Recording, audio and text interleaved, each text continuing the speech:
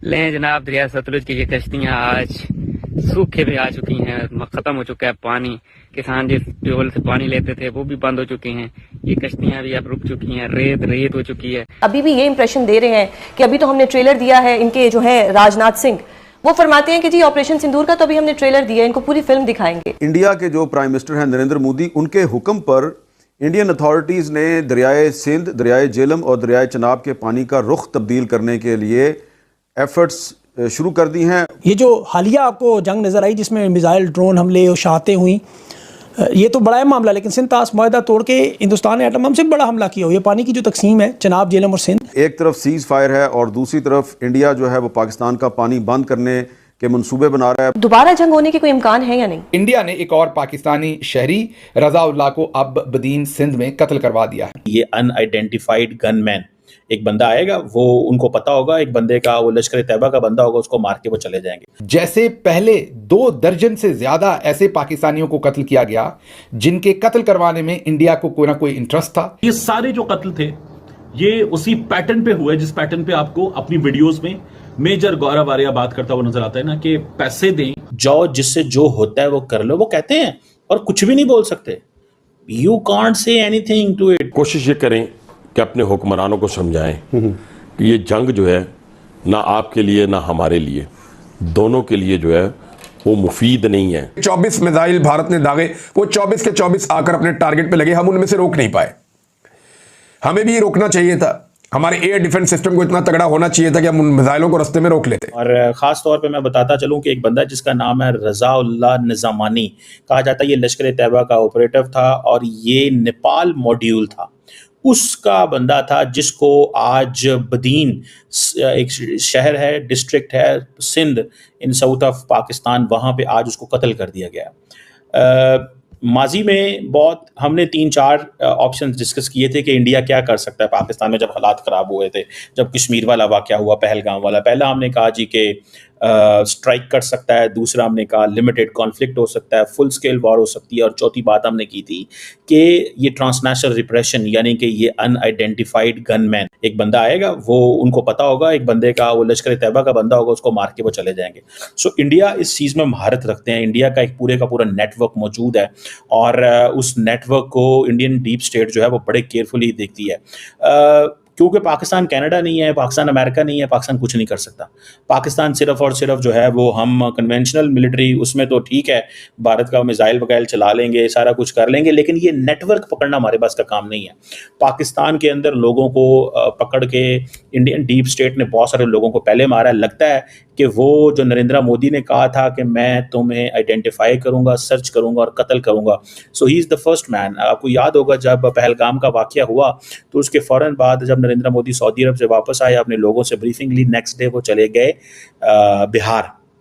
बिहार में उन्होंने जाके ये कहा था और इंग्लिश में ये बात की थी। सो इसको just keep that in mind, just keep this in mind कि उन्होंने कहा था कि मैं तुम्हें आइडेंटिफाई करूंगा, सर्च करूंगा, आइडेंटिफाई करूंगा और कत्ल करूंगा। ये अंग्रेजी में उन्होंने कहा था। इट मीन्स कि दुनिया सुन ले कि हम ये काम करेंगे पाकिस्तान के अंदर, और उन्होंने काम शुरू कर दिया। देख लें आप, ये कहा जाता है कि ये जो बंदा था, इसका नाम बहुत सारे जो थे ना उर्फ आम एलियस नाम होते हैं, इसका एक नाम विनोद कुमार था, सलीम इसका नाम था, खालिद इसका नाम था, वजीद इसका नाम था, सलीम भाई इसका नाम था, रज़ाउल्लाह इसका नाम था, साईं रज़ा इसका नाम था। बहुत नामों से कहा जाता है कि ये जाना जाता है। ये इंडियन डीप स्टेट के पास हर बंदे की प्रोफाइल मौजूद होती है जिनको उन्होंने कत्ल करना होता है, तो इस बंदे की प्रोफाइल उनके पास अच्छी भली मौजूद थी। सो कहा जाता है कि निज़ामानी ने 2-3 इंडिया के अंदर बड़े वाक़यात करवाए जिसकी वजह से इंडियन डीप स्टेट उनको ढूंढ रही थी। इट मीन्स कि इंडिया के लोग पाकिस्तान के अंदर मौजूद हैं और वो कहते हैं कि हमें इस बंदे को हिट किया है। नमस्कार दोस्तों, स्वागत है आपका मेरे एक नए वीडियो में। दोस्तों, भारत के जो रक्षा मंत्री हैं श्री राजनाथ सिंह जी, इन्होंने बोला है कि अभी ऑपरेशन सिंदूर खत्म नहीं हुआ, तो उसकी एक बानगी आज देखने को मिली है। भारत ने सतलुज नदी का जो पानी है, जो बांध बना हुआ है, उसको रोक दिया है। पाकिस्तान में पानी की त्राहिमाम पहले से ही है। सिंध जो इनका इलाका पूरा एक प्रांत है, वो पहले से ही सूखे की ग्रस्त में है। वहां पर सरकार ने, पाकिस्तान की सरकार ने किसानों के लिए एडवाइजरी जारी की है, आप कपास की जो फसल है उसको मत लगाइए क्योंकि पानी नहीं है, आपकी फसल बर्बाद हो जाएगी। अब भारत ने एक और बांध बंद कर दिया। इससे पहले भारत के जितने भी बांध थे वो बंद हो चुके। एक बांध और सतलुज नदी पे था, वो भी बंद हो गया है। तो अब पाकिस्तान के अंदर एक एक बूंद की त्राहिमाम मचने वाली है। पाकिस्तानी अगर सुधरे नहीं तो पाकिस्तानियों की दशा बद से बदतर होने वाली है। पाकिस्तानी सुधर जाएं, आतंकवाद को सपोर्ट ना करें, भारत के साथ टेबल पे आएं, बातचीत करें, भारत के हिसाब से रहें, आतंकवाद नहीं फैलाएं, फिर भारत मदद भी इनकी कर सकता है। अगर डाउन होके रहेंगे, औकात में रहेंगे तो भारत हो सकता है मदद भी करे। लेकिन पाकिस्तानी है, जो कुत्ते की जो पूंछ होती है वो कभी सीधी नहीं होती, ये वही पाकिस्तानी है। तो दोस्तों आओ ये पूरा वीडियो देखते हैं। पाकिस्तानी बहुत ज्यादा बौखलाए हुए हैं। मैं मिलता हूँ वीडियो के अंत। अब आप आ जाए इस बात पे कि DGISPR ने भारत के जो अज़ाइम है पाकिस्तान का पानी रोकने का, उसके ऊपर एक स्टेटमेंट दिया है, लेकिन हकायक क्या है? DGISPR कहते हैं कि भारत पानी रोकने की हिम्मत नहीं कर सकता। अगर ऐसा हुआ तो दहाइयों तक उन्हें नतायज जो है वो महसूस होंगे। यानी भारत अगर पानी रोकेगा तो उसके नतायज जो है वो भारत को कई दहाइयों तक महसूस होंगे। अगर दरियाए सिंध का पानी रोका गया तो दहाइयों तक महसूस किए जाएंगे, ये खबरदार कर दिया लेफ्टिनेंट जनरल अहमद शरीफ ने। लेकिन एक सवाल और पैदा होता है कि दरियाए चनाब और दरियाए झेलम का पानी तो भारत रोक रहा है, पहले ही उनके ऊपर स्ट्रक्चर्स बना रहा है। अब दरियाए सिंध रह गया, तो हमारे तो 3 दरिया हैं, हमारा एक दरियाए सिंध तो नहीं है। तो स्पेसिफिकली खबर के अंदर दरियाए सिंध का तस्करा है, दरियाए झेलम और दरियाए चनाब का तस्करा नहीं है, जिनके ऊपर डिफरेंट रिपोर्टों के मुताबिक भारत पहले से ही स्ट्रक्चर्स बना रहा है। वैसे पाकिस्तान का जो ज्यादातर इन्हिसार है वो दरियाए सिंध पे ही है, और झेलम और चनाब का पानी भी दरियाए सिंध में ही जाता है। तो हो सकता है इस कॉन्टेक्स्ट में उन्होंने कहा हो कि दरियाए सिंध को कम करने की कोशिश अगर की गई तो वो झेलम और चनाब का पानी हो गया, या ऊपर से आपका जो दरियाए काबुल का पानी हो गया, दरियाए कुनहार का पानी हो गया, या आपका दरियाए सवात का पानी हो गया, ये सारे के सारे दरियाए सिंध में ही जाते हैं। और ये एक बहुत बड़ा दरिया नीचे फिर सिंध की जानिब रवाना होता है और समुद्र तक पहुंचता है और पूरे पाकिस्तान की सरजमीन को ये सैराब करता है। पाकिस्तान ने इसके ऊपर कोई डैम्स बनाने थे, कोई काम करने थे, पाकिस्तान कर नहीं पाया। भारत इस पानी को मोड़ने की जो है वो कोशिश कर रहा है। इसके ऊपर पाकिस्तान की जो ऑफिशियल्स हैं उन्होंने बाकायदा एक डाटा भी जारी किया कि भारत फलां चीज़ें कर रहा है। शुमाली जो उनके इलाके हैं वहाँ पे पानी लेकर जाना चाहता है, उन दरियाओं का जो दरिया पाकिस्तान के हिस्से के हैं, या वर्ल्ड बैंक की रिपोर्ट के मुताबिक या सिंध तास के मुआहदे के मुताबिक जो पाकिस्तान के दरिया हैं उनके जो पानी है उनके ऊपर पाकिस्तान का हक है, वो भारत मोड़ के शुमाल की तरफ लेकर जाना चाहता है। रॉयटर्स ने भी इसके ऊपर तहकीकाती रिपोर्ट जारी की है, और रॉयटर्स की जो रिपोर्ट है वो बाकायदा पाकिस्तान में और दुनिया भर में छप चुकी है। तो आलमी इदारे भी बता रहे हैं, पाकिस्तान के अंदर जो ऑफिशियल्स हैं वो भी बता रहे हैं, लेकिन DGISPR ने कहा पाकिस्तान के पास ऑप्शन क्या है।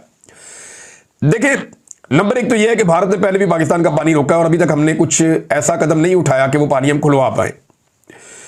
एक हम ये कर पाएंगे कि आलमी दबाव बढ़ाने की कोशिश करें, दुनिया को जंग का खौफ दिलाएंगे, भारत की और पाकिस्तान की बड़ी खौफनाक जंग हो जाएगी, आप लोग बिला वजह मर जाएंगे, ये एटमी जंग हो सकती है, लिहाजा भारत को मजबूर करेंगे वो पाकिस्तान का पानी छोड़ दे। क्या ये फॉर्मूला काम करेगा? तो मुझे नहीं लगता कि ये फॉर्मूला काम करेगा, क्योंकि पानी के ऊपर लड़ाई तो हो सकती है, लेकिन आलमी दबाव भारत बर्दाश्त करेगा, या आलमी दबाव भारत जो है उसे कबूल करेगा, और कबूल करके वो पाकिस्तान का पानी छोड़ देगा, और मुकम्मल तौर पे छोड़ देगा। जो भारत की डिटाई है उससे अंदाजा होता है कि वो ऐसा नहीं करेगा। दोस्तों देखा आपने वीडियो, पाकिस्तानी कैसे बौखलाए हुए हैं। भारत ने एक और बांध बंद कर दिया, सतलुज नदी पे जो पानी जा रहा था उसको बंद कर दिया गया है। अभी हमारे पास पानी के जो भी रास्ते हैं पूरी तरीके से बंद करने के ऑप्शन नहीं है।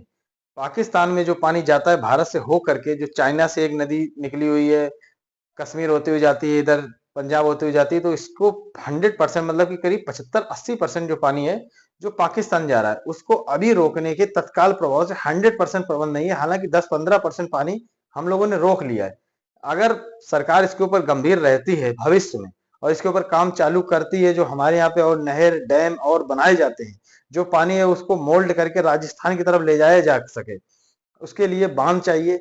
पानी को मोड़ने के लिए, आपको पानी यूज करने के लिए, सही जगह पे पहुंचाने के लिए व्यवस्था करनी पड़ेगी, तब कहीं जाके पानी रुकेगा। सिर्फ कह देने से, वो फाइलों से पानी नहीं रुकेगा। अभी पाकिस्तान में नुकसान ये होगा, अभी सडनली जो है, जो भारत और पाकिस्तान के जो डेलीगेशन थे, जो सिंचाई विभाग के दोनों तरफ के जो विभाग होते थे, आपस में बातचीत करते थे, कहाँ कितना पानी रोका जाए, कितना जोड़ा। ये एक संधि थी, सिंधु जल समझौता था, उसके अंतर्गत आता था। भारत मतलब पानी छोड़ने से पहले पाकिस्तान को अवगत कराएगा, ये नहीं कि बिना कुछ कहे सुने पानी छोड़ दिया, बिना कुछ कहे सुने पानी को रोक लिया, ये नहीं कर सकते थे। लेकिन इस संधि को बंद करने के बाद में भारत आजाद हो गया है। भारत कुछ भी कर सकता है, कितना भी पानी छोड़ सकता है, कितना भी पानी रोक सकता है, पाकिस्तान कोई हस्तक्षेप नहीं कर सकता। लेकिन अगर भारत मान लेते हैं कि पूरा पानी रोक दे, तो वो पानी लेके कहाँ जाएंगे? क्योंकि हमारे पास अभी वो व्यवस्था नहीं है कि जो भी पाकिस्तान में पानी जाता है उसके लिए हमारे पास ना नहर है ना डैम है। तो उसके लिए भारत सरकार जो है गंभीर है, सीरियस है, और ऐसा लग रहा है कि भविष्य में हमारे यहाँ पर नहर और डैम सारी फुल व्यवस्था से बन जाएंगी, जो पंजाब होते हुए राजस्थान में पानी पहुंचाया जा सके।